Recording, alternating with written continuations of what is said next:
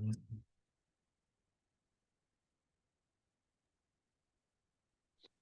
Ngapain di record? Udah nggak usah. Ikut gak? Baik, selamat malam teman-teman semua. Terima kasih ya yang udah nyempetin hadir di SPP kita malam ini. Di SPP kita malam ini akan membahas materi-materi serta UAS untuk persiapan kita UAS nanti.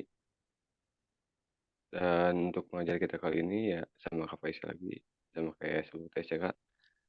Nah biar gak kemalaman juga, boleh Kak Faisal langsung aja Kak.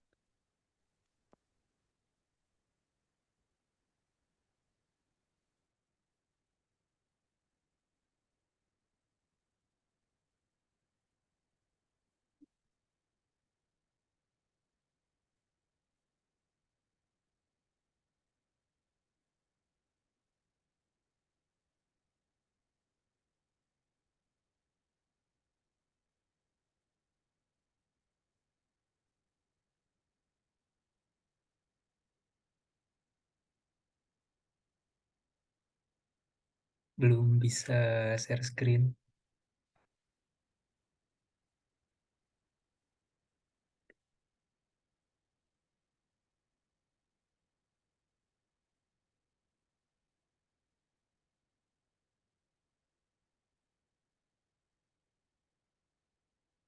Saya udah bisa belum Kak?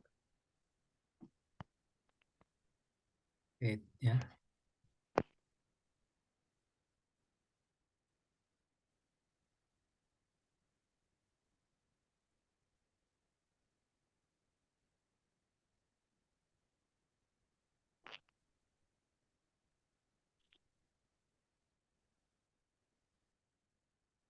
Oke, sekarang kita akan belajar mengenai persiapan buat UAS ya. Mungkin untuk levelnya itu atau babnya itu chapternya dari limit sampai ke optimalisasi. Ini mungkin kita bahas aja soal-soal yang berkaitan dengan bab itu ya.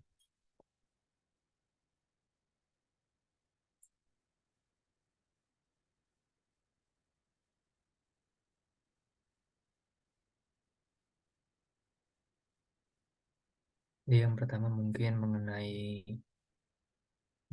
limit dulu. Hmm, Kalau misalkan kita ingin membuktikan suatu variabel, suatu equation, suatu sequence itu memiliki limit, kan sudah dijelaskan bahwa dia memiliki limit kalau eh, limit dari sebelah kanannya itu sama dengan limit dari sebelah kiri, sama yang dan juga nanti baru limitnya dapat diketahui. Berarti misalkan kita punya limit sebagai berikut.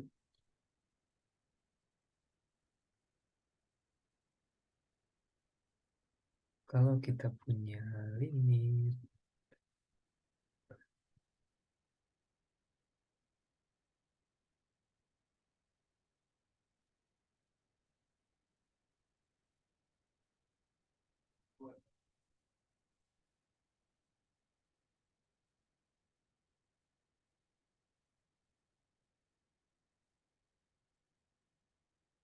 di sini sebenarnya kita bisa lihat kayak kemarin kan kalau misalkan limit dari sebelah kirinya ada atau enggak, lalu limit dari sebelah kanannya ada atau tidak.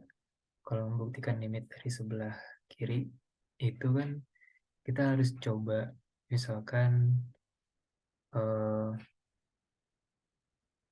2, dari sebelah kiri itu mungkin 1,95, 1,995 dan sebagainya.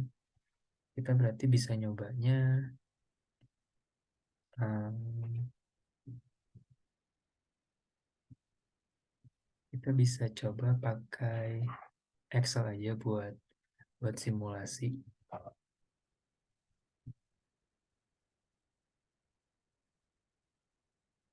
Di sini berarti 8, di sini 4. Ini ada X-nya 1,9.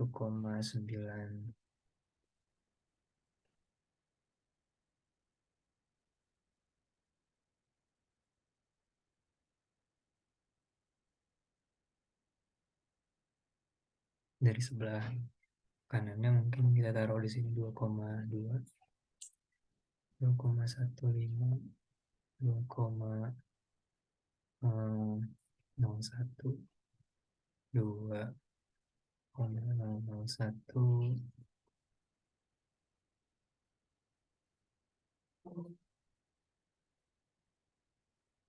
Ya gini, jadi fungsinya kan 8 ditambah 4, sorry, dikurang 4, kurang 4 dikali X.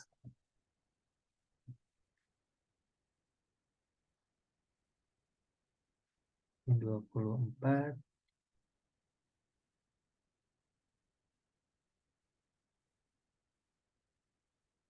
Oh, sorry.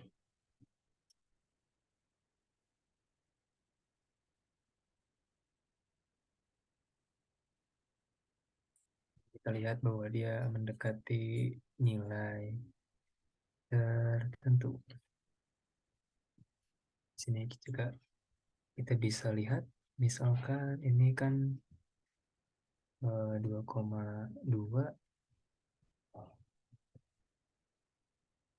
ini bisa kita kurangi, berarti di sini mungkin bisa kita kurangi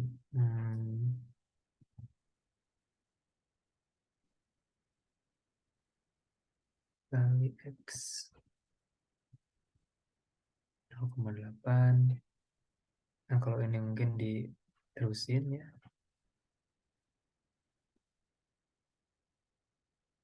Ini 0,04. Berarti kalau misalkan dia terus mendekati 2, nanti nilainya ini akan semakin kecil, akan mendekati 0. Kita lihat bahwa dari sebelah kanan berarti limit X2 dari sebelah kiri 8 min 4 X sama dengan 0, limit X2 juga sama dengan 0. Berarti kalau misalnya kita punya kondisi seperti ini, maka limit X2 sama dengan limit X mendekati 2 dari sebelah kanan. Maka bisa disimpulkan bahwa limit X mendekati 2 dari 8 min 4X ini mendekati 0.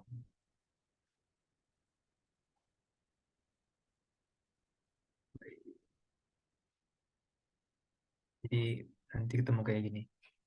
Kita tahu bahwa limit X mendekati 2 dari negatifnya tadi mendekati 0 juga.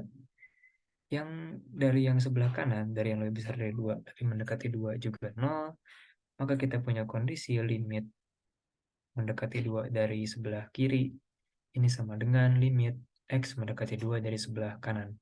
Maka dapat disimpulkan limit dari X mendekati 2 ini adalah 0. Untuk contoh yang kedua, di sini juga sama, kita punya limit X mendekati 2 dari X plus 1. Di sini X min 1 pangkat 2. Sorry, di sini bukan mendekati 2, tapi mendekati 1. Mendekati 1 begini. Berarti sama dengan, kalau misalkan kita mendekati 1 kan kalau langsung kita substitusikan, sebenarnya bisa kita substitusikan gitu. Karena ini tidak bisa disubstitusikan, kalau disubstitusikan nanti hasilnya mendekati 0 atau malah hasilnya 0, berarti kita bisa menggunakan wait,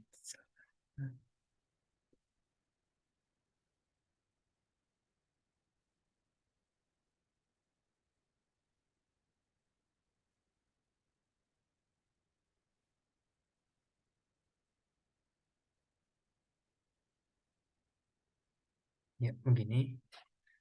Kita di sini bisa melakukan pangkat, kita bisa faktorkan yang di bawahnya dominan penyebutnya dengan x plus 1 kali x min 1. Kita dapat nanti hasilnya bisa kita hilangkan, bisa kita coret menggunakan aljabar sederhana. Jadi nanti hasilnya adalah x min 1. Tapi hasil ini harus kita buktikan dulu saat dia mendekati salah satu.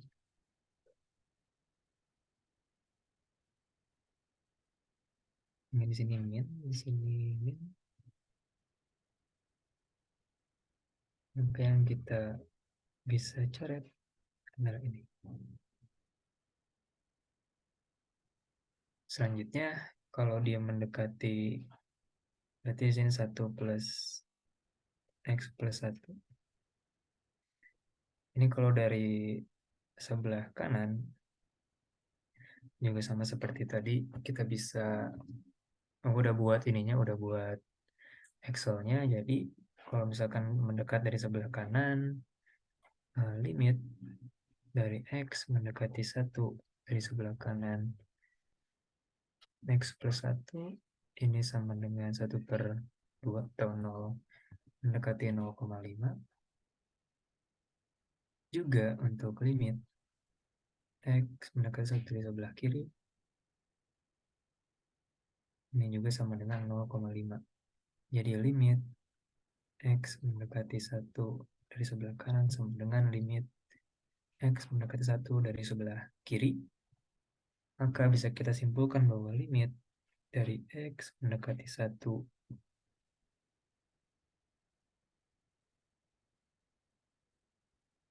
per 2 atau 0,5. Mungkin kalau limit mah nggak terlalu susah ya, mungkin cuma pemahaman aja yang harus kalian benar-benar ketahui buat masuk ke bab selanjutnya, yaitu bab continuity function. Dimana untuk continuity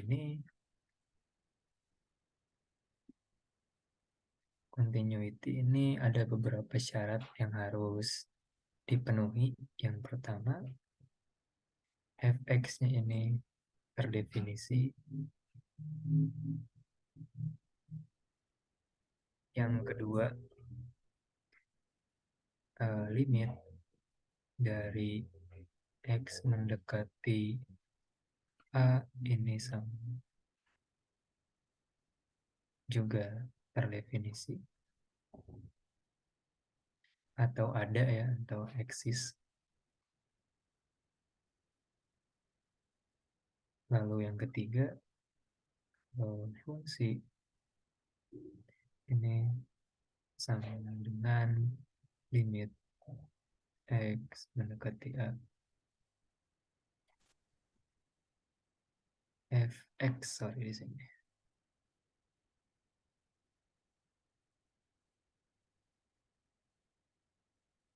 Dia harus memenuhi 3 syarat di bawah.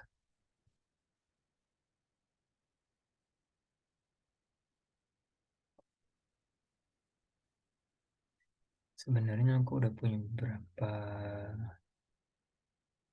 contoh soal, cuman ya gampang contoh soalnya. Yang kita coba dulu untuk soal yang ini, kita harus membuktikan. Selanjutnya kita harus membuktikan bahwa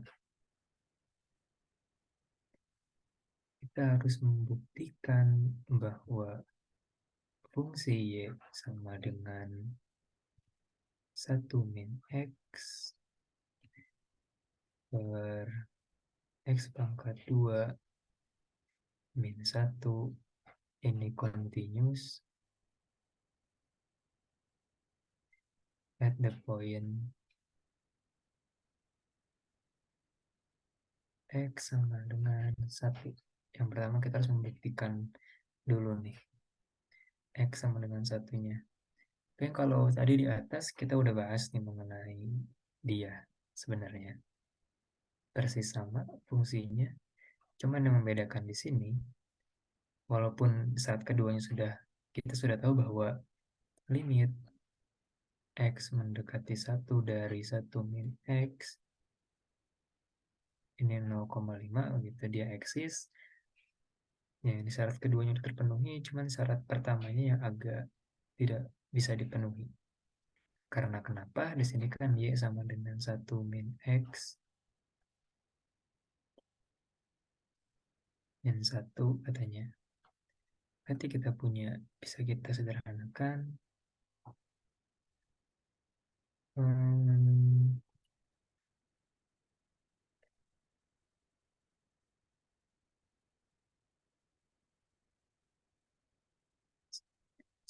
satu, satu min X min 1, sorry di sini juga X min 1 harusnya.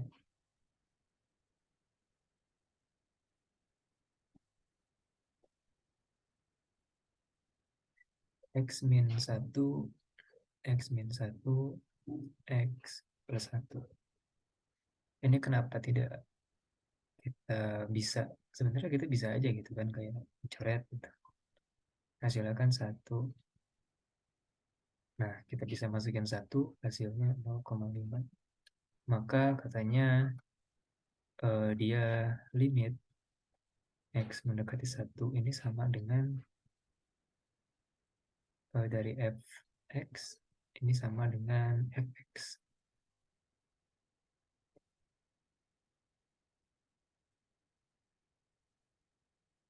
Tapi ingat bahwa di dalam mendefinisikan suatu fungsi seperti ini, kita tinggal substitusikan nilainya. Di sini ada di sini ada ini ada juga ada X min 1, ada X min 1. Kalau kita substitusikan nilai satunya, maka ini tuh harusnya nilai 0, ini juga 0. Maka apapun yang dibagi dengan 0 kan tidak tidak boleh, tidak, itu melanggar hukumnya. Jadi sebenarnya fungsi ini tidak bisa, untuk syarat pertama dia tidak terdefinisi. Jadi untuk fungsi di atas dia tidak continuous di poin sama dengan 1. Kenapa begitu? Dia tidak memenuhi syarat yang pertama nih, syarat yang ini. Dia gagal memenuhi syarat yang pertama. Oke, bisa dilanjut ya, bisa dilanjut.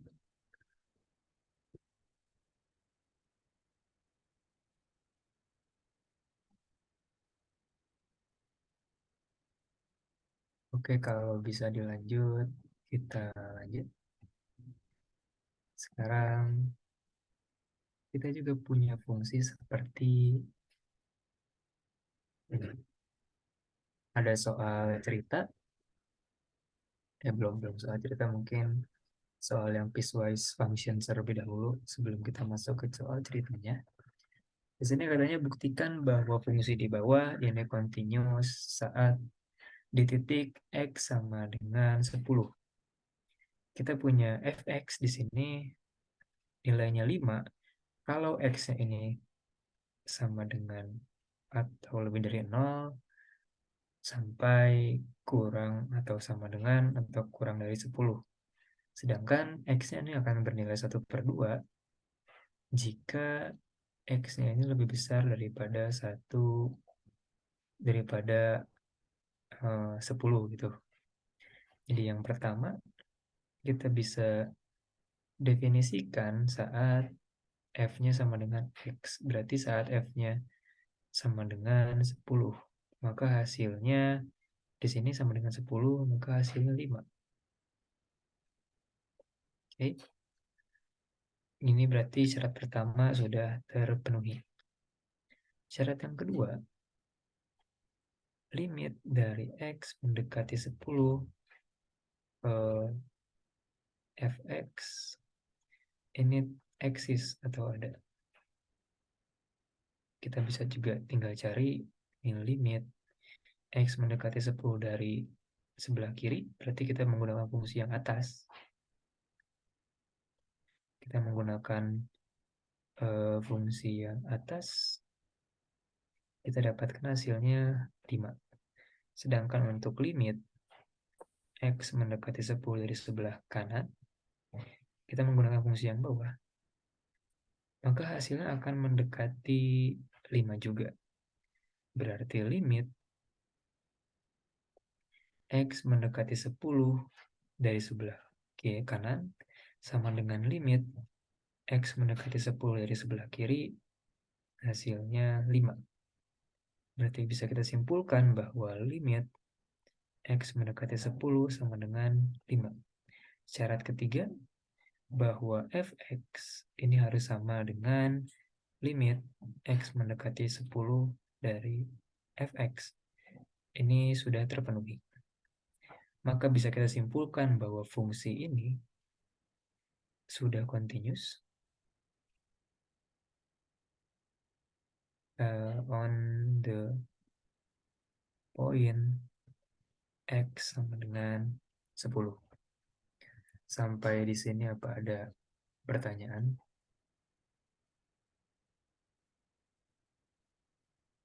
Kalau nggak ada, kita lanjut.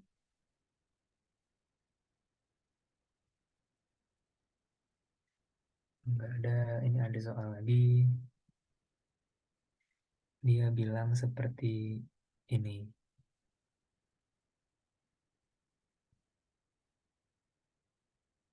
Katanya, tukang roti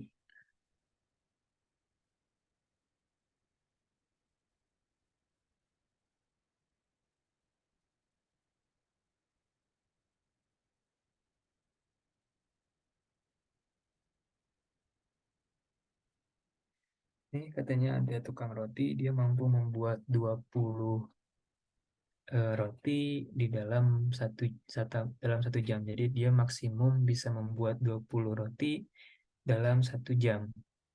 Di sehari, tukang roti tersebut mampu menghasilkan 480 roti. Kenapa begitu? Kita lihat bahwa satu jam ini maksimum 20, maka potensial atau maksimum potensial eh, yang bisa dia produksi adalah 20 dikali 24. Ini berarti sama dengan 480 roti. Jadi maksimum dia kerja terus-terusan tiap hari, tiap waktu gitu, nggak ada istirahatnya.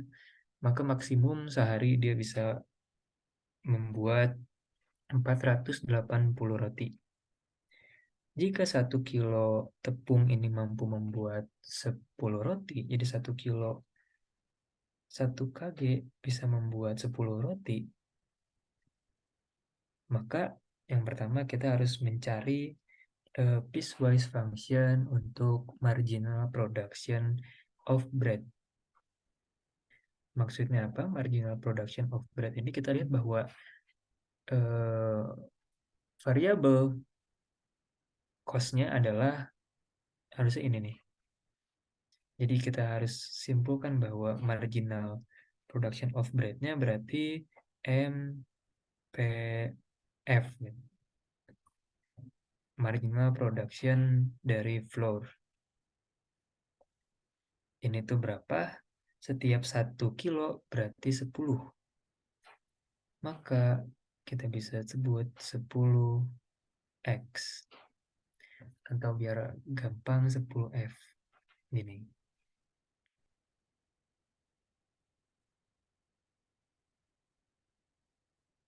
Oh, sorry, di sini berarti marginalnya 10. 10 ini dari mana? Saat 10 ini dari saat X-nya ini sama dengan 1. Gini kan? Berarti jika kita sudah memiliki roti, misalkan kita menambah 1 kilo, nanti tambahan rotinya 10. Jadi kalau misalkan kita nambah 2 kilo, rotinya nambah 10 lagi, nambah 10 lagi, terus-terusan. Nah, kira-kira maksimumnya di berapa kilo sih orang ini atau toko roti ini bisa menambah gitu, bisa menambah produksinya? Ada yang bisa jawab maksimumnya berapa berapa kilo ya? Di tepung roti keberapa dia udah nggak bisa nambah lagi produksi roti. Coba boleh dijawab.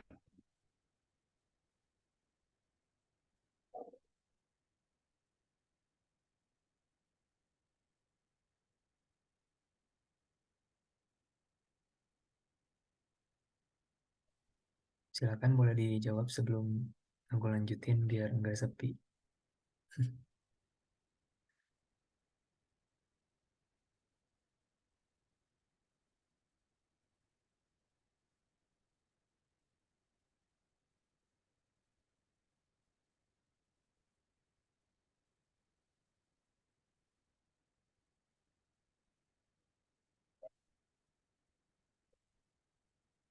Halo,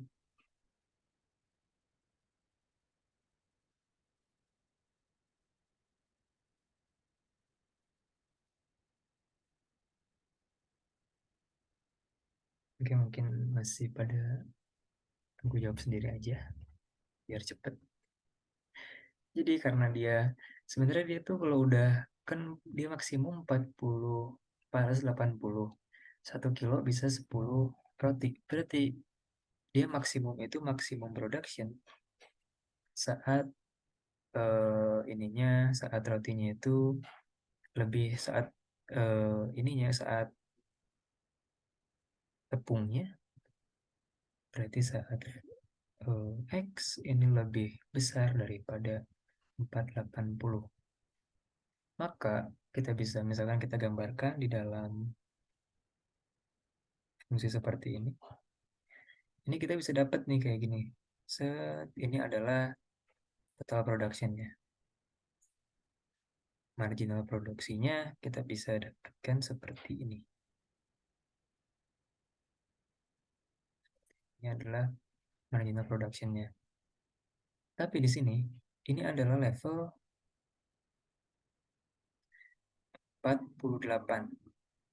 X-nya 48. Di sini mungkin rotinya ya.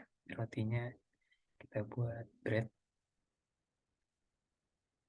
Ini untuk rotinya. Jadi di sini, di titik ini adalah titik saat rotinya itu 480 nih. Tapi di sini ada marginal production. Kita kan yang diminta marginal productionnya. Berarti sebenarnya kita bisa buat di sini MP sama dengan 10 jika 0, jika 1 X 48. Jadi mau 2, 3, 4, 5 dia nanti akan hasilnya 10 gitu. 10. Jadi kalau misalkan nambah nambah 408 nambah 20 berarti 20 kilo, berarti nanti si produksinya ini bakal nambah 200.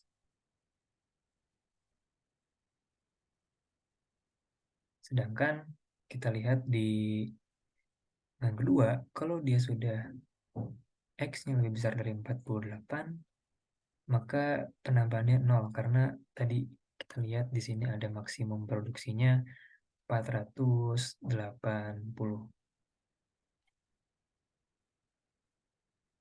Oke, berarti nanti dia bentuknya seperti seperti ini. Dia marginal productionnya 10 terus, tapi di titik 4 lewat 48, misalkan di sini 49, ini udah nih, udah nggak ada lagi titiknya. Titiknya di bawah sini di 0. Jadi mau dia nambah sampai 50 pun nggak bisa nambah lagi produksinya karena maksimum productionnya sudah 480. Berarti pertanyaan yang B, Apakah terdapat point of discontinuity? Ya, terdapat point of discontinuity. Kalau itu kita bisa temukan di sini di titik 48 untuk tepungnya. Kenapa? Karena saat melewati 48 kilo tepung, produsen atau si tukang roti ini sudah tidak bisa membuat rotinya lagi walaupun ada bahan bakunya, tetapi sudah maksimal untuk pembuatan rotinya sebanyak 480 buah roti dalam satu hari. Oke, selanjutnya ada lagi soalnya mirip-mirip seperti yang tadi.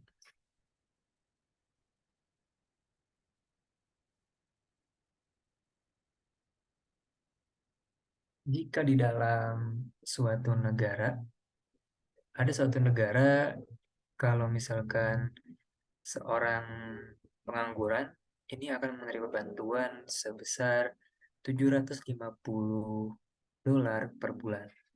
Sedangkan yang bekerja akan mendapatkan 15 dolar per jam. Berarti di sini kita bisa buat piecewise functionnya. Misalkan fungsi dia berarti income, ini fungsi dari jam kerja. Maka saat orang itu tidak bekerja, dia punya upah 7 income 750 saat X sama dengan 0.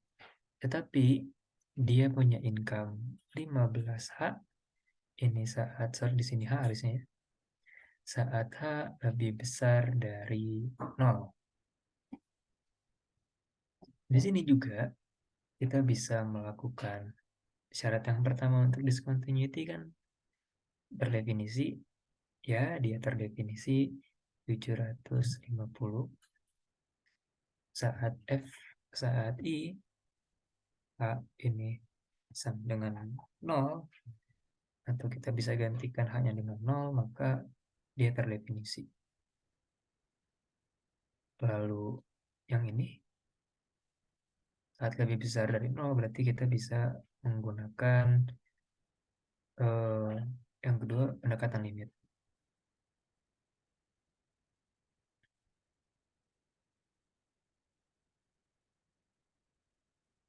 Lebih besar daripada di sini 0, berarti di sini lebih besar atau lebih kecil. Lebih kecilnya itu kan nggak ada. Berarti di sini lebih kecilnya di NE. Ini juga udah nggak ada gitu kan di NE, berarti yang ketiga ya limit X mendekati 0 dari ini tidak sama dengan limit tidak sama dengan I H. Berarti dia ada discontinuity di sini. Cuman discontinuity-nya di mana? Gitu. Berarti kita sebenarnya bisa gambar juga. Kita bisa gambar dia itu gambarnya nanti mungkin seperti ini. Kita bisa lihat bahwa saat dia di sini H, di sininya income. Saat hanya 0 di sini, maka dia punya gaji atau punya pendapatan 750. Tapi saat mulai dari 1 nih, misalkan di sini udah mulai kerja atau di sini udah mulai kerja nih 1 misalkan di sini atau 0 lewat dikit, kita udah bisa kita sudah bisa ini nih, kita sudah bisa buat di sini kan seperti ini di 15H. Maka terdapat discontinuity di titik ini. Saat dia mulai bekerja, dia udah nggak dapat 750 lagi, tapi sekarang dia mulai dari sini, titik yang ini. Maka untuk mencapai titik 750 dolar, dia harus bekerja selama 50 jam per satu bulan gitu kan. 50 jam dia baru bisa menghasilkan 750 dolar. Jadi kesimpulannya apakah terdapat point of discontinuity? Ya, ada point of discontinuity di sini. Di titik nol malah, di titik nol. Pas baru mulai, saat dia melangkah lebih dari nol atau saat dia mulai bekerja, haknya ini mungkin cuman berapa menit gitu, cuma berapa detik. Cuman di dalam asumsi ini saat dia sudah mulai bekerja, saat haknya sudah tidak sama dengan nol atau saat hour of working-nya tidak sama dengan nol, maka kita sudah menggunakan fungsi yang bawah, yang 15 dikali H. Karena itu terdapat point of discontinuity. Untuk discontinuity apa sudah jelas, teman-teman? Kak, berarti kalau misalnya dia yang limit misalnya limit tadi itu yang mendekati 10 negatif sama 10 positifnya kalau dia sama dengan dia itu eh, continuity. Kalau misalnya dia nggak sama dengan baru dia discontinue gitu. Iya, di sini syaratnya, syaratnya di sini. Yang kedua limitnya, yang pertama fx-nya terdefinisi, fungsinya terdefinisi gitu. Kita bisa menemukan berapa sih nilainya, tapi misalkan nilainya tak hingga gitu. Nah, itu kan tidak bisa didefinisikan karena kita nggak tahu nilai tak hingga itu ada nilainya. Cuman kita nggak bisa dengan jelas, dengan clear mendefinisikan berapa nilai tak hingga itu. Lalu di sini yang nomor dua itu limitnya ada. Limitnya itu ada itu gimana? Yang tadi limit dari sebelah kiri ini sama dengan limit dari sebelah kanan. Lalu yang ketiga, kita harus tahu bahwa fx ini sama dengan limitnya. Jadi kalau misalkan dia terdefinisi 0,5, maka limitnya juga nanti harus bernilai 0,5. Jika nanti dia terdefinisi berapa? Terdefinisi 20 gitu. Maka limitnya juga harus sama dengan 20. Apa jelas, Hani? Jelas, Kak, makasih. Oke, sama-sama.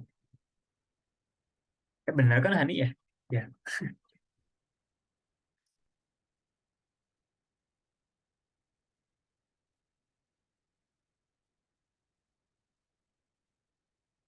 Oke, kita lanjut ke bagian selanjutnya. Berarti discontinuity clear ya, nggak ada pertanyaan. Sekarang kita masuk ke derivatif. Sebentar, laptopnya habis baterai.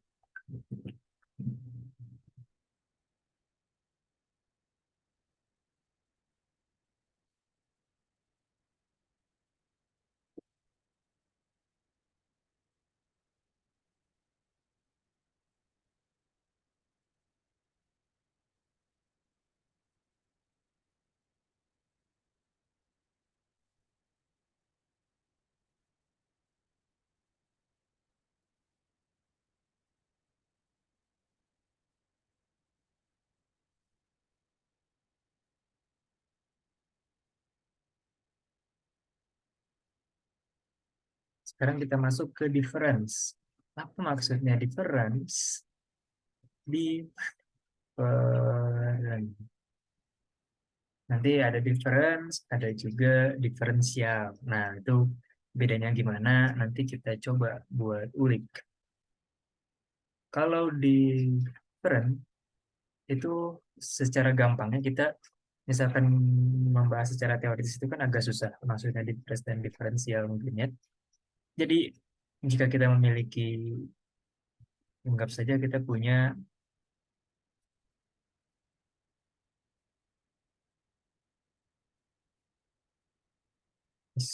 susah ya gambar. Bentar, bentar. Ya, oke, kita punya seperti ini. Lalu ininya ini begini. Nah, di sini ada garis singgung. Wih,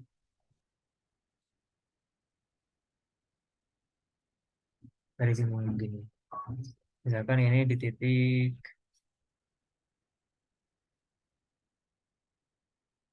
2. Di sini mungkin K, di sini L. Di sini X, berarti di sininya X, di sininya K gitu. Maka kalau misalkan kita difference, maksudnya difference itu diferensial, nanti kita difference dulu, difference itu maksudnya nanti limit saat X mendekati 0, saat X mendekati 0 dari X. Di Kx plus K delta X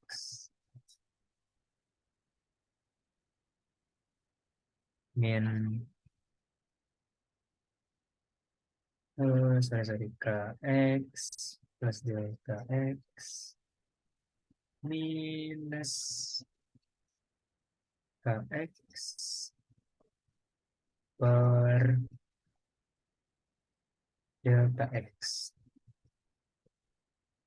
Maksudnya gimana? Maksudnya dari sini tuh kita mau lihat perbedaan.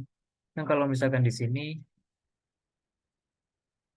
ini misalkan X1, maka dari X ke X1, ini adalah delta X. Tapi kita ingin mencari agar aproksimasinya dekat, atau agar aproksimasinya kecil di sini, kita bisa lihat di titik ini, maka delta X ini harus sangat dekat. Delta X ini harus sangat dekat ke titik ini. Mungkin delta X-nya di sini nih, mungkin delta X-nya bisa di sini gitu. Nanti selisihnya hanya sebesar ini, selisihnya nanti hanya kecil sekali selisihnya. Kalau misalkan kita menggunakan difference, kita dapat mendapatkan hasil yang sama persis. Misalkan kalau kita punya fungsi kuadrat seperti fx ini sama dengan x kuadrat, di mana x-nya itu 4, 2 sama 3. Mungkin kalau x kuadrat, aku buat seperti yang x kuadrat mungkin akar x gitu. Berarti kita bisa buat, ya mungkin hasilnya seperti ini. Di sini kita mungkin ada angka 4, di sini 2, di sini 9, di sini 3. Kita tahu kalau misalkan kita mencari difference, berarti kita mencari slope daripada atau perubahan dari ininya. Jadi perubahannya kan kalau misalnya kita belajar seperti sebelumnya, berarti di sini delta Y per delta X. Berarti di sini kita punya 3, 1 per 9,5. Kita punya nilainya 1 per 5. Tetapi itu kan ini berubah dari sini dari 2 ke 1, dari 4 ke 9, 5 kan. Tetapi kalau misalkan kita punya yang beda, misalkan kita punya dia dari 2 bergerak ke di sini mungkin angka 7 gitu. Berarti kan di sini hasilnya akar 7. Berarti kita harus mencari difference-nya itu kan sama seperti Y, X, ini akar 7, berarti di sini 2 min akar 7 per 4 min 7. 7 min 4, sorry. Di sini akar 7 per 2, min 2 di per 7,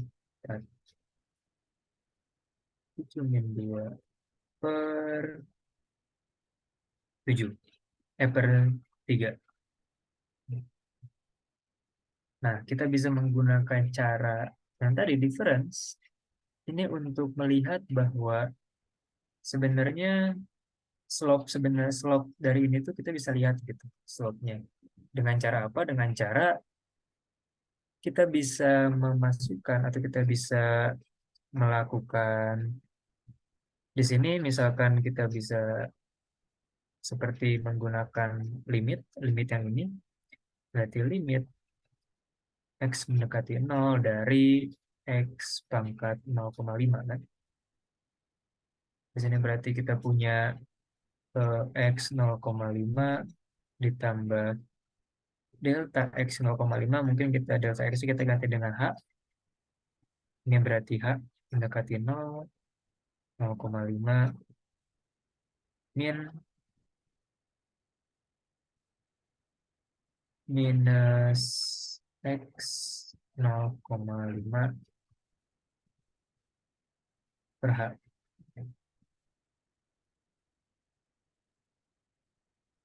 Nanti kita akan memiliki nilai, sorry,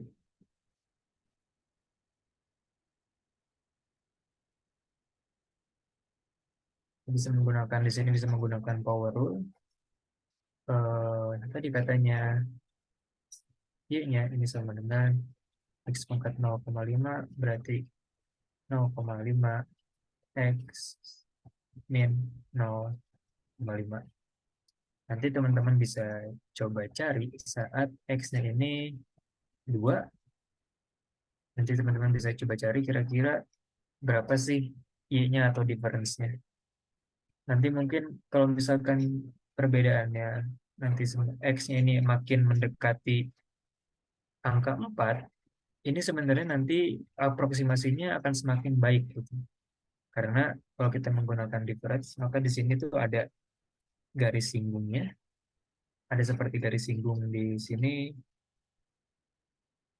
Nah, di sini, tapi kalau 7 kira-kira jaraknya segini lah. Dari aproksimasinya ada jarak sebesar ini. Nanti kalau misalkan 5 mungkin ada jaraknya semakin kecil, 3 jaraknya semakin kecil, 5 di sini atau 5 4,5, 4,2. Jadi kalau misalkan nilainya mendekati 4 nih, maka aproksimasinya akan semakin baik. Bahkan ya akan semakin baik di sini. Tapi buat mempermudah pemahamannya, mungkin kita langsung masuk ke soal aja.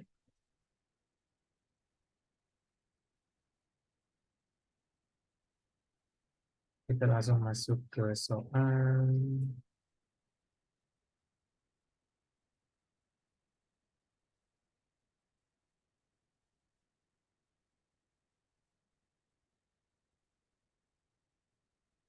Yang enggak terlalu susah ya soalnya.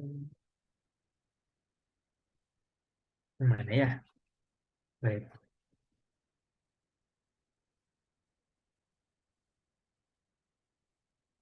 Nah, ini dia yang gampang.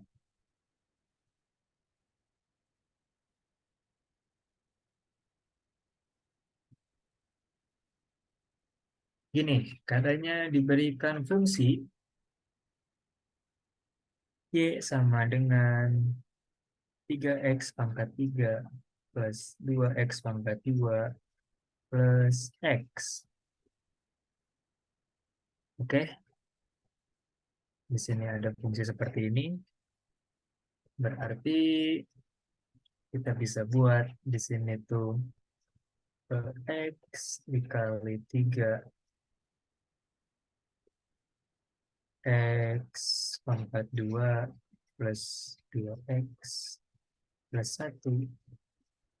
Ini selanjutnya kita bisa cari dengan di sini ada find the difference quotient. Berarti kita bisa carinya sama seperti limit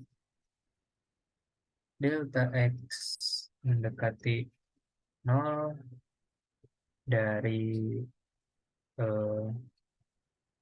Fx plus delta X dikurang Fx per H.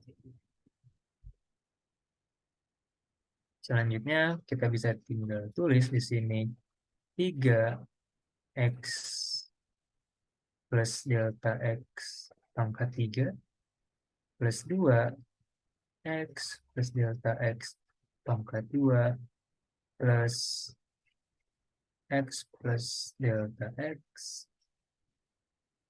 ditambah ditambah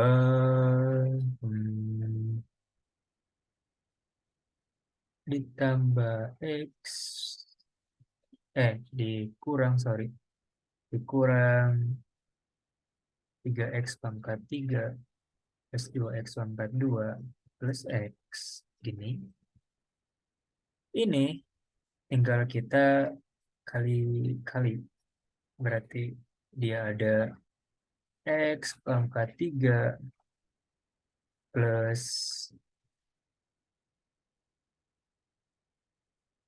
berapa ya? Ada yang tahu nggak ini X plus X ditambah delta X pangkat 3? Coba kita pakai pelangi-pelangi.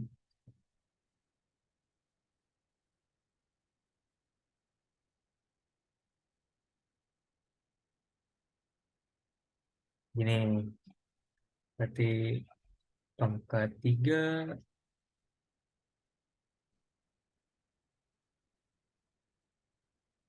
coba ini dulu, berarti kita punya di sini X pangkat 2 plus 2X ditambah X pangkat 2 dikali X plus delta X.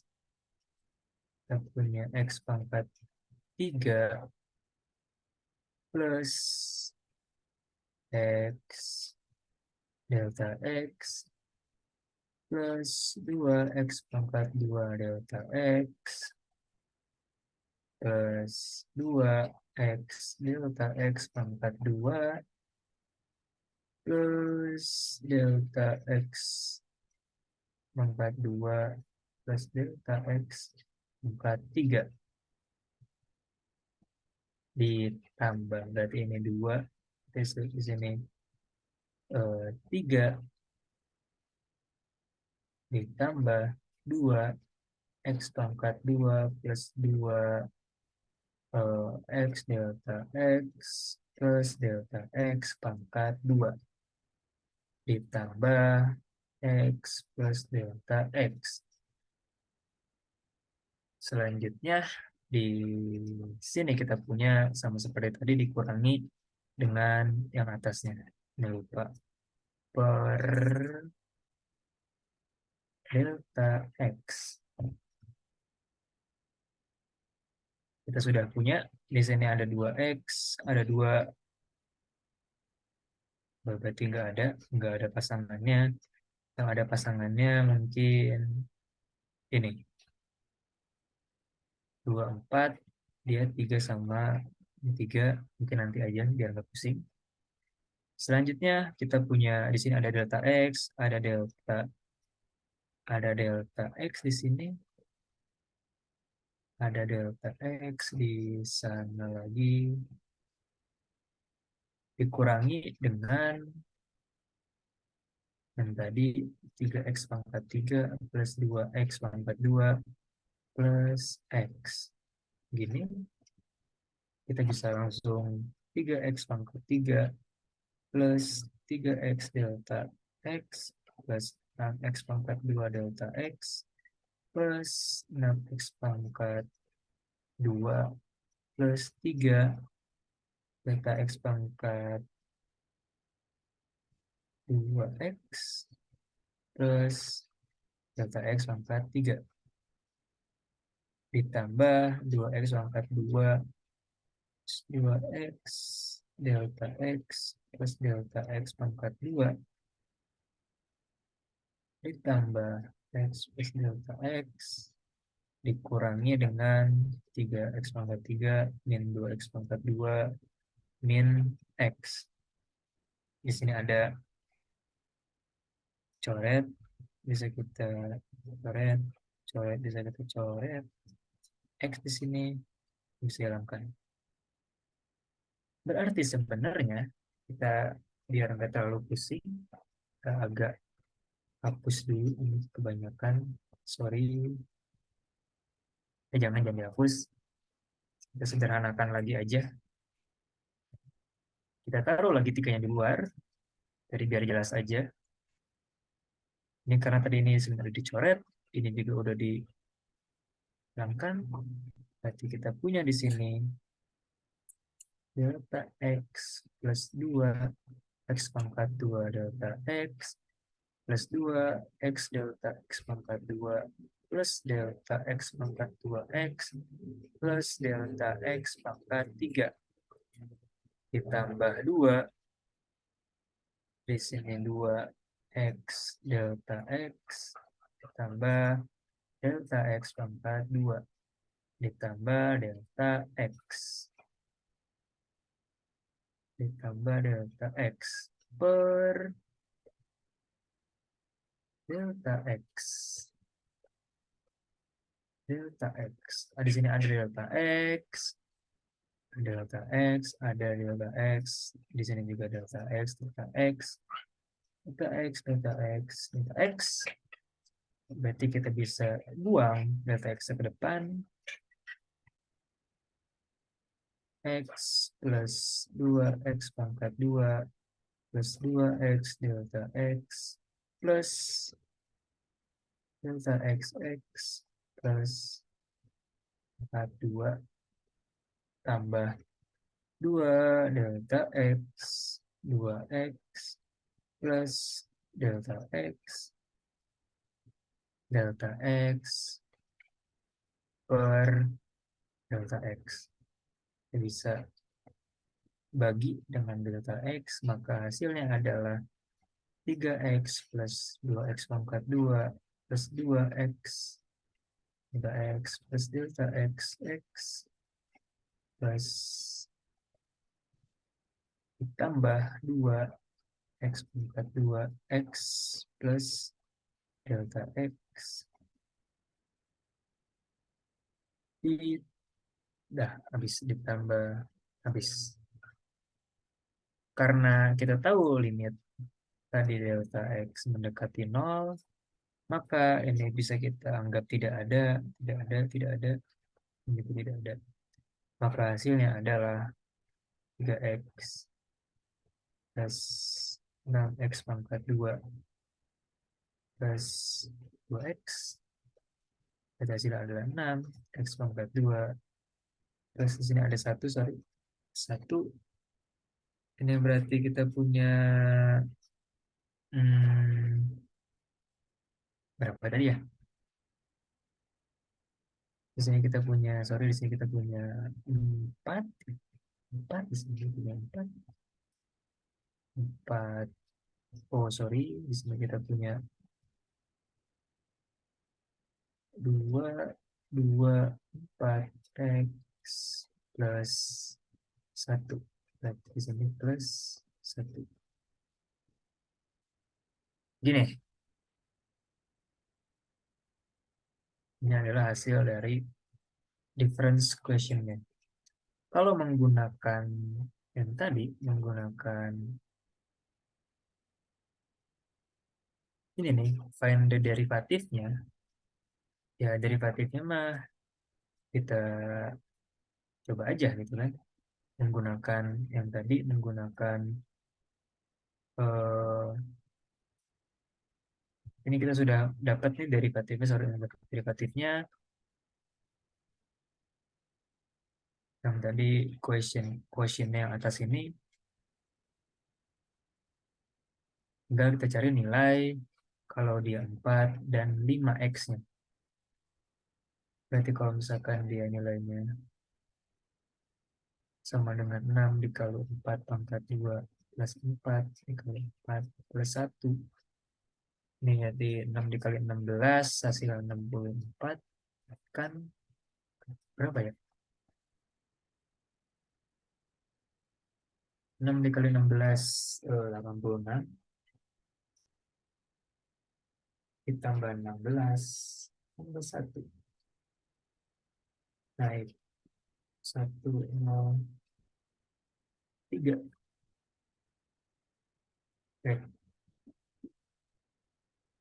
2 3 ya 103 kalau 5 coba nanti kalian cari sendiri ya.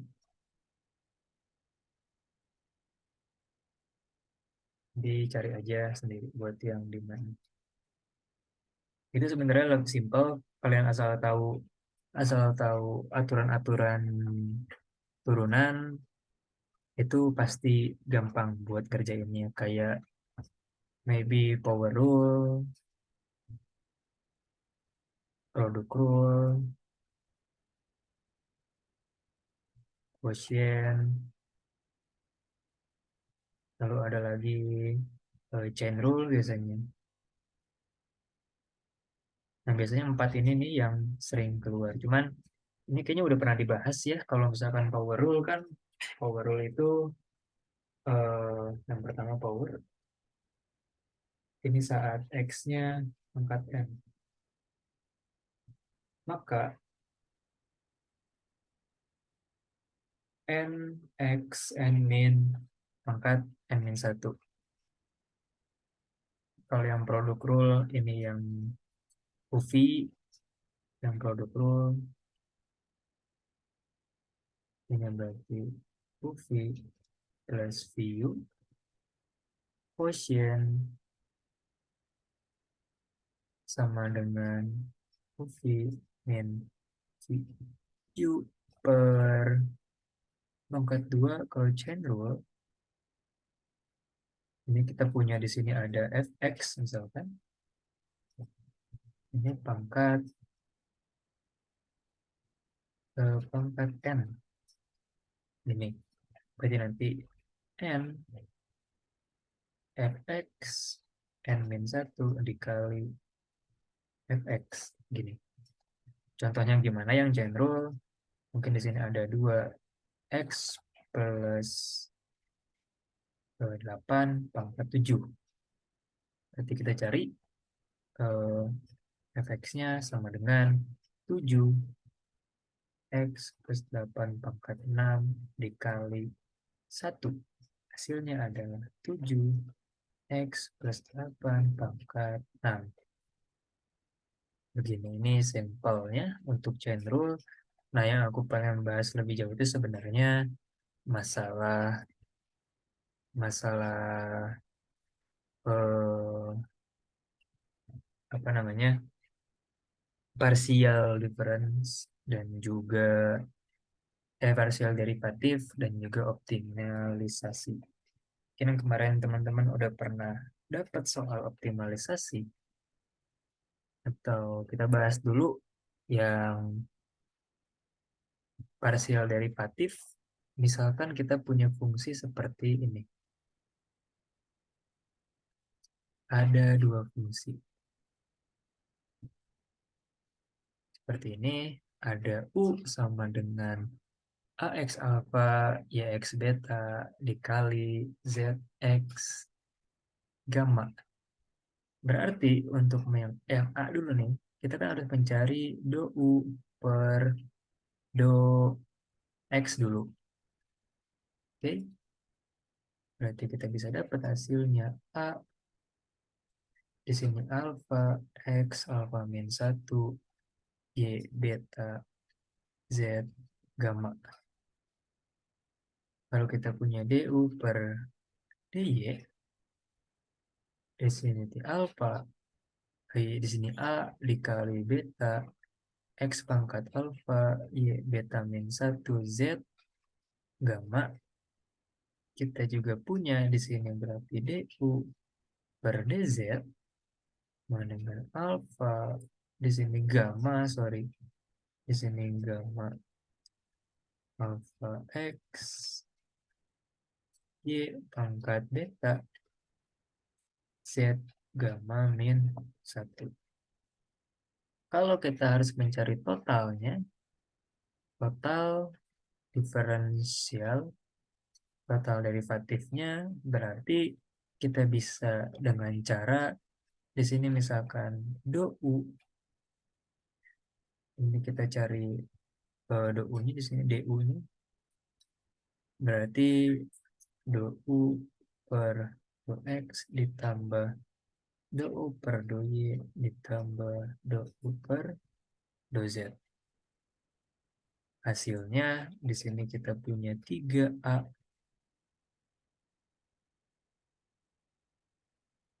oh enggak, sorry. Di sini kita punya A dikali alpha X min 1 Y beta Z ditambah beta X alpha Y beta min 1 Z ditambah gamma X alpha Y beta Z min 1. Ini untuk totalnya. Nanti mungkin teman-teman bisa cari yang ini nih, yang udah angkanya, biar lebih menarik. Oke, ini untuk total. Nah, ada beberapa. Ini juga sama sebenarnya untuk total diferensial ini, kita harus menggunakan aturan-aturan tadi sebenarnya. Aturan power rule, aturan product rule, quotient rule, dan chain rule. Misalkan, di sini ada Y sama dengan XZ. Berarti do Y per do X, kita di sini punya, anggap saja di sini punya U, di sini punya V, ya. U aksen sama dengan 1, V aksen sama dengan 0. Berarti di sini. Nah, di contoh yang ini nih, contoh yang pertama, yang do Y sama di per do X. Karena di sini kita punya X, variabel X, tapi di sini kita, yang di V-nya kita nggak punya nih variabel X-nya. Maka kita anggap konstan, turunan konstan ini sama dengan 0. Berarti kita bisa mencari 1Z ditambah dengan ditambah dengan 0x sama dengan Z. Maka kalau misalkan kita nggak pakai ini kan, kita bisa biasanya langsung aja di sini 2x sama dengan Z gitu.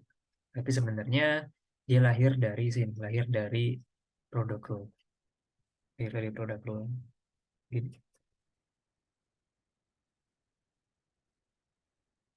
Oke, selanjutnya apa kalau ini kalau eh, partial derivatif apa mau lebih lagi? Apa udah?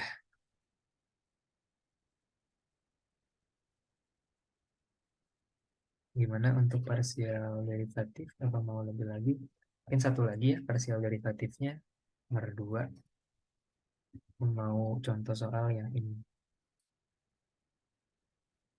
Misalkan kita punya red begini. Z sama dengan seperti ini. Sebenarnya sama seperti tadi ini bisa menggunakan product rule. Bisa juga kita nggak pakai ini product rule. Tapi bisa kita kalikan dulu ini ke sini. Ini ke sini. Ini ke sini. Ini ke sini. Coba kita menggunakan dua pendekatan ya. Di sini ada do Z per do X dulu bisa. Kita menggunakan produk rule, ini kita anggap sebagai U, ini kita anggap sebagai V. Berarti U aksen sama dengan 15X pangkat 2, V aksen ini sama dengan 2. Maka kita dapatkan hasilnya adalah 5X pangkat 3. Oh, sorry, untuk U aksen, berarti U aksen di sini ada 15X kuadrat dikali 2X min 4Y pangkat 2 ditambah dengan V aksen berarti 2 dikali 5X pangkat 3 plus 3Y. Ini berarti kita punya 30X pangkat 3 dikurang atau minus di sini 60X pangkat 2 Y ditambah 10X pangkat 3 plus 3Y.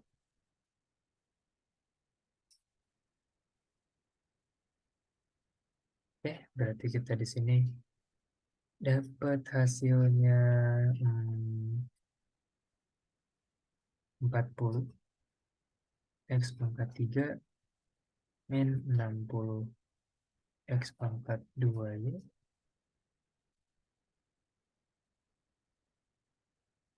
Sorry, ini pangkat 2 dari mana ya? Wait. Ini di sini nggak ada. Oh, ininya pangkat 2. Pangkat 2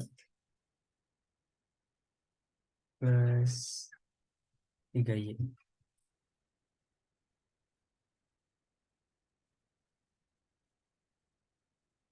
Ini bisa seperti ini caranya. Mungkin kalau misalkan mau yang lain, di sini do Z, do X. Kita kalikan dulu ini ke sini. Hasilnya adalah 10 X pangkat 4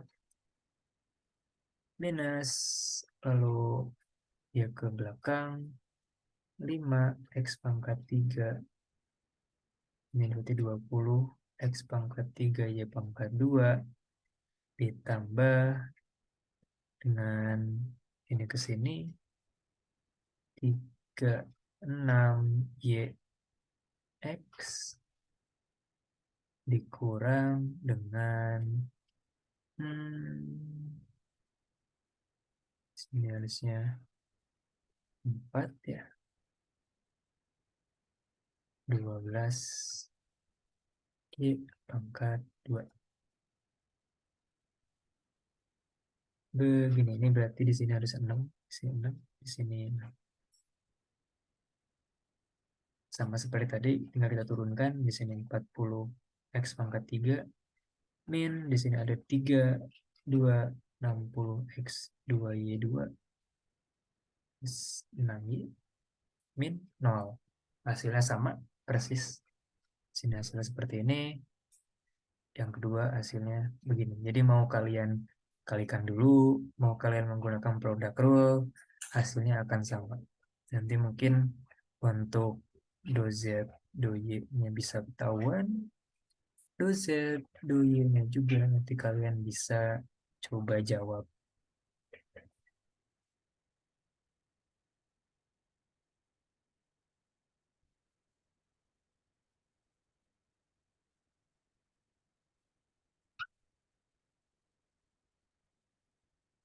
Sampai di parsial, apa ada pertanyaan?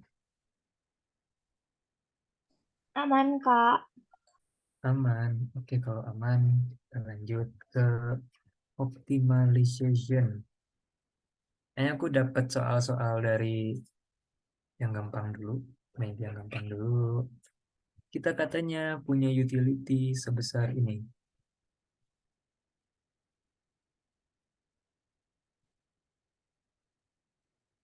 Katanya orang punya utility sebesar UX plus XY, di mana harga X-nya 2 dan harga Y-nya 3.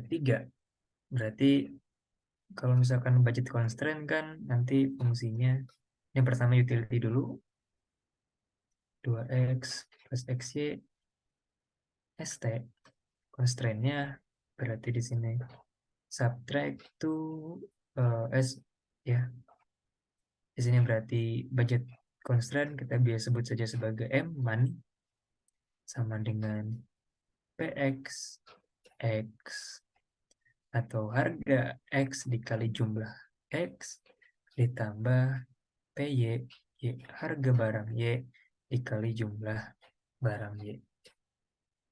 Berarti untuk yang A, Lagrange-nya di sini kita optimalisasikan fungsi objektifnya kan yang utility ditambah Lagrange dari M min BXX min PY.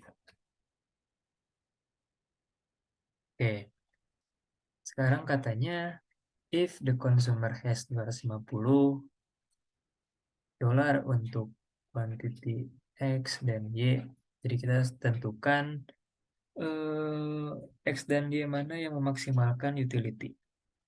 Jadi kita punya M-nya sekarang diketahui 250. Berarti di sini kita bisa buat Lagrange 2X plus XY 250 min PXX min PY. Begini.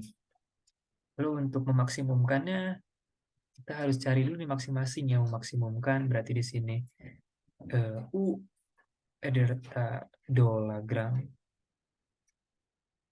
X dulu. Di sini berarti 2X plus Y. Sorry, di sini berarti 2 plus Y dikurang dengan X sama dengan 0. PX sama dengan 0. Di sini do L do Y sama dengan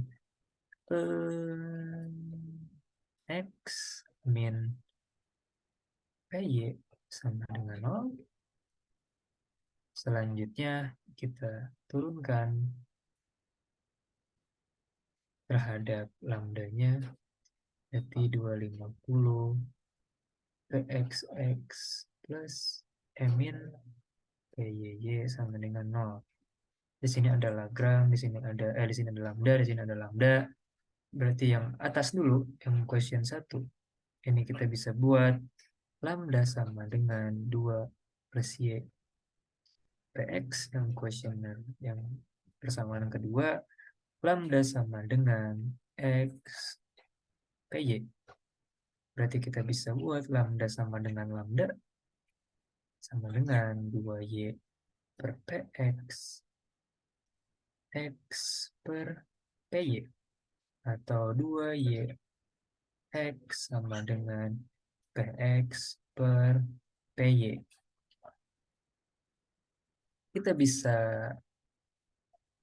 Sebenarnya kita bisa langsung substitusikan gitu di sini X ini sama dengan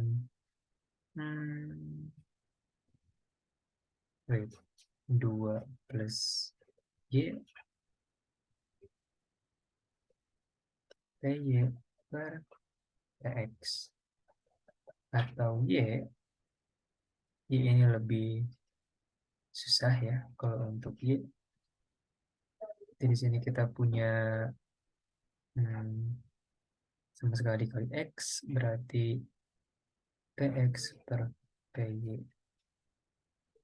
dikali X min 2. Kita substitusikan hasil yang ini atau yang ini ke dalam sini persamaan ketiganya. Salah satunya aja kita coba yang X yang lebih mudah. Ini berarti 250 sama dengan PXX plus PY. PX di sini 2 plus Y PY PX ditambah PYY.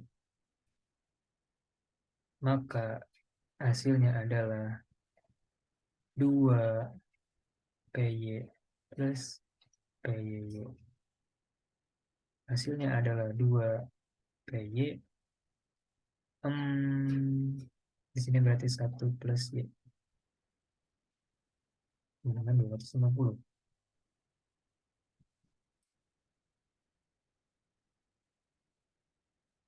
Y ini berarti 250 per 2 PY min 1 sama dengan Y. Y sama dengan 250 min 2 PY min 1.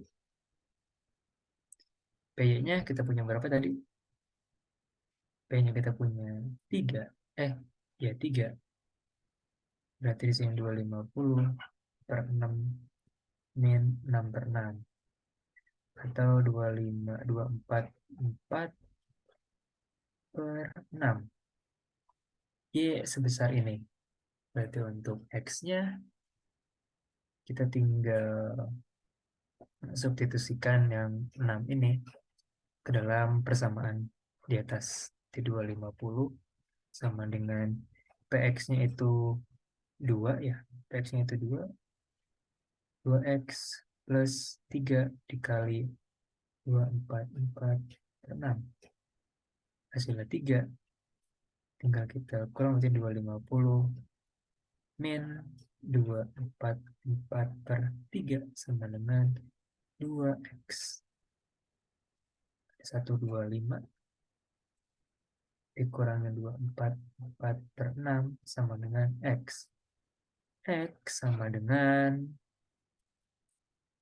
berapa ya? X sama dengan 25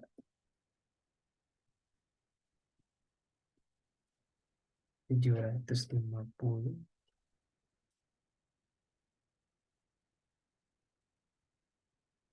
X sama dengan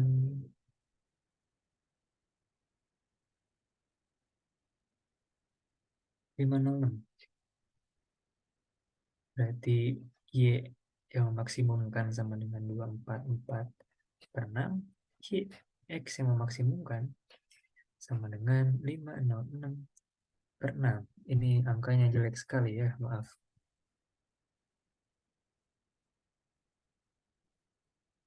Berarti di sini 40,67. Sini adalah 84,33. Kalau misalkan kita kali ini dengan yang tadi, maka hasilnya kita dapat deh hasilnya. Kira-kira seperti itu untuk yang ini. Ya, ada soal lagi. Soal yang lebih gampang. Oke, mungkin kita cari soal yang dari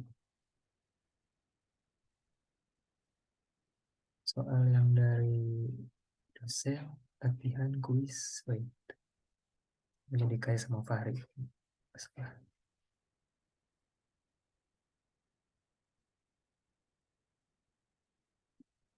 Nah, ini nih. Soalnya mirip seperti tadi. Diketahui U sama dengan ini dan Y sama dengan segini. PX-nya 4, PY-nya 6, B-nya 130. Tentukan fungsi Lagrange-nya. Fungsi Lagrange-nya berarti yang A Lagrange sama dengan X plus 2 dikali Y plus 1. PX sama dengan 4 berarti 230 min 4Y min 4X min 6Y. Gini. Selanjutnya, kita tinggal carilah tingkat optimal dari X dan Y yang dikonsumsi. Nanti yang B, kita cari juga seperti tadi. Ini pakai produk rule, cuman untuk gampangnya, ini kan simpel nih, kita bisa kalikan aja.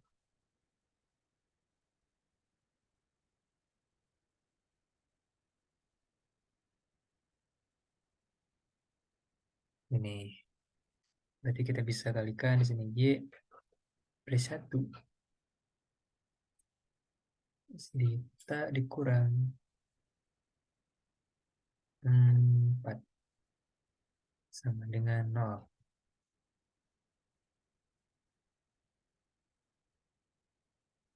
Y ini X plus 2 dikurang lambda kali 6 sama dengan 0.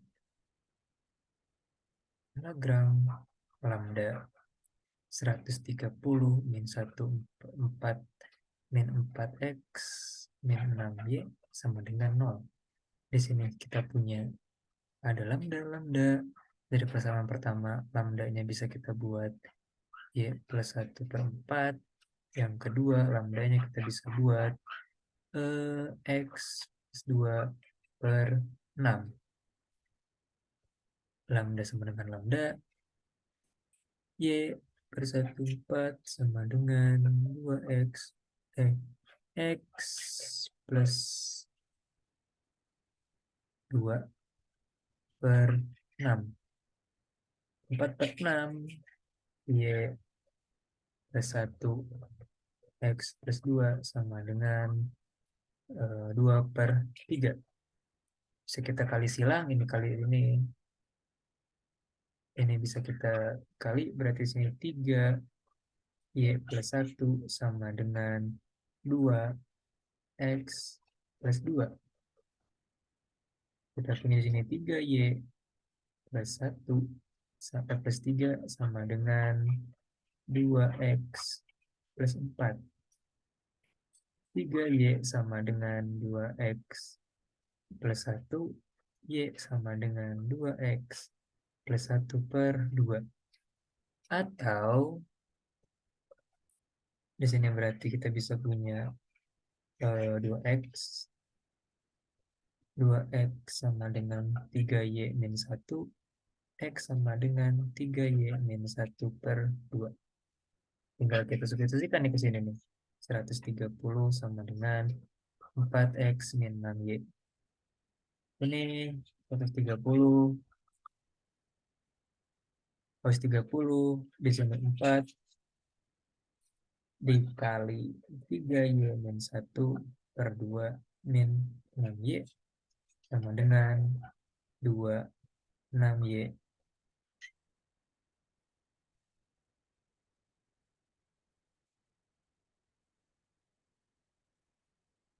6Y min 2 plus 6Y. 132 sama dengan 12Y. Y sama dengan berapa ya ini ya? Y sama dengan 11 ya. Y-nya 11. Bagus. Berarti kalau misalkan Y-nya 11, tinggal kita substitusikan ke sini lagi nih.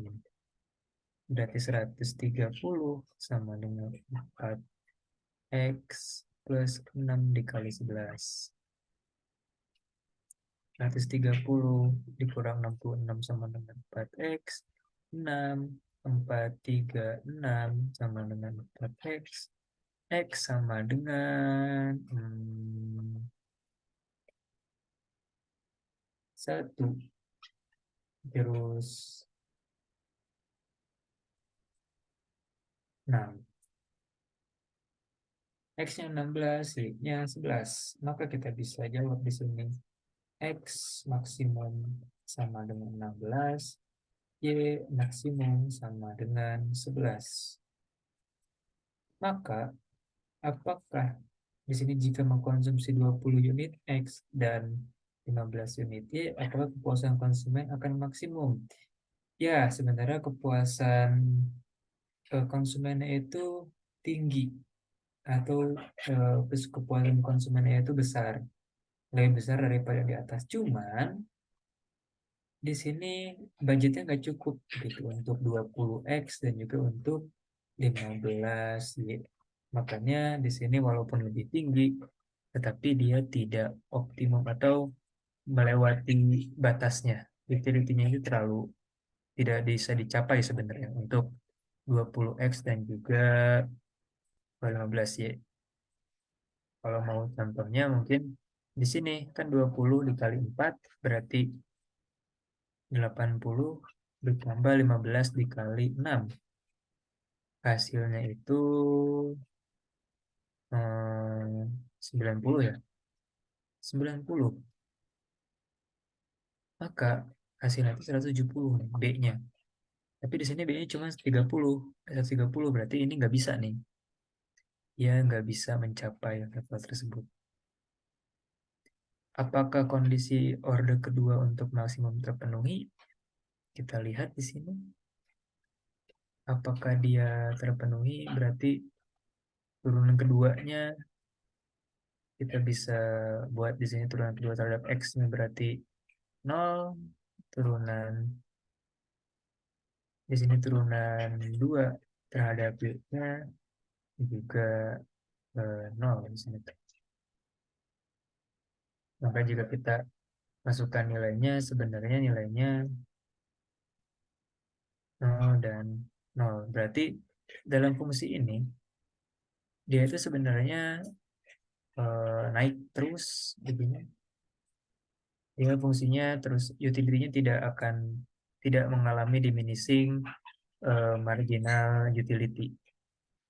Karena bisa lihat bahwa turunan keduanya dia 0. Di sini tidak lebih dari 1 atau tidak kurang dari 0 atau tidak lebih besar daripada 0. Kalau kurang dari 0 itu ada titik optimum di mana dia titiknya maksimum atau titik maksimum, tetapi di sini dia tidak memiliki titik maksimum karena turunan keduanya sama dengan 0. Jadi tidak ada turunan keduanya. Maksudnya gimana? Jadi perubahan dari perubahan utility-nya itu tidak ada. Jadi perubahan utility-nya linear dan nilainya itu sebesar y plus 1 untuk x dan juga x plus 2 untuk barang y. Sampai di sini apa ada pertanyaan? Ini ada kuisnya, ada kuis. Buat teman-teman yang haus akan GoPay, ada kuis. Ini kuisnya susah. Bohong enggak? Ini kuisnya begini ya. Coba cari nilai daripada ini. Bohong deh, ini masih susah. Ganti kuis. Kuisnya yang mana kuisnya? Kak, yang gampang aja, Kak. Ya bentar, nyari yang gampang. Kalau yang gampang ntar pada dapet. Yang tadi aja. Cari kuisnya ini. Silahkan di screenshot, dikirimin ke grup angkatan kayak cari guys, nanti dikasih GoPay sama Fahri.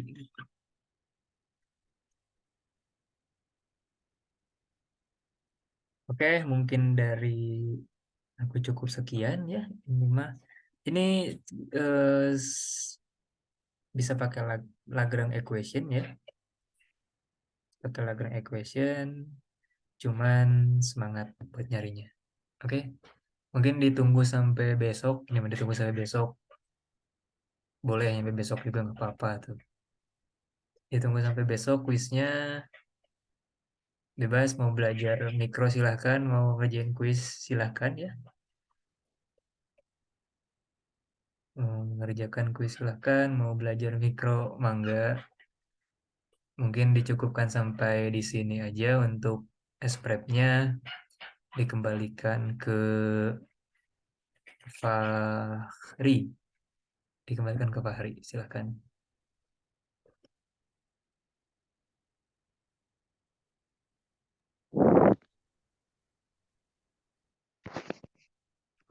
Baik ya, terima kasih Kak Faisal atas pemaparan materinya. Semoga dengan adanya SPP dapat membantu buat kita nanti. Semoga dilancarkan. Dan terima kasih juga buat teman-teman yang udah sempat join di show kita malam ini. Pokoknya terima kasih sekali lagi ya untuk yang udah join. Itu aja. Udah langsung live aja.